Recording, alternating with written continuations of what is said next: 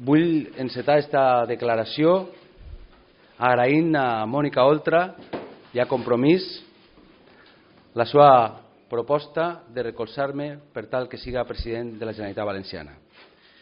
Ser president de la Generalitat Valenciana, sense dubte, és l'honor més gran que pot tindre un valencià. I és evident que és la responsabilitat més gran que pot tindre un valencià. Des d'aquesta perspectiva, reitero el meu agraïment personal a Mònica Oltra i el col·lectiu i personal també als seus dirigents, als dirigents de Compromís i a tota l'organització.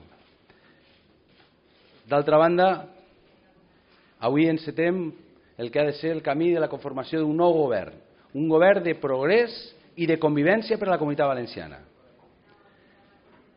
I des d'aquesta perspectiva vull dir-los que és un govern que, al meu parer, ha de tindre tres característiques fonamentals. En primer lloc, un govern per a totes i tots els valencians. Ho he dit reiteradament, vull ser un president per a tots i totes les valencianes, sense distinció de a qui han votat en cada moment. I vull, a més, avui, referir-me molt directament a aquelles persones que no han votat a cap dels partits que estaran en el govern o que li donaran suport a aquest govern. Que anem a governar per a tots i per a totes, i per a ells molt especialment. Este és un govern, per tant, fet des del no partidisme, des de la no confrontació i des del sí a la convivència.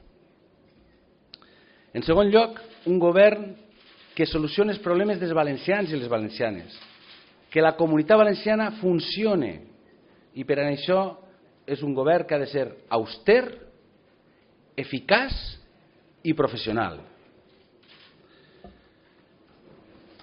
I un govern, en tercer lloc, paritari, transversal i capacitat per donar resposta a aquests problemes tan immediats que tenen els valencians.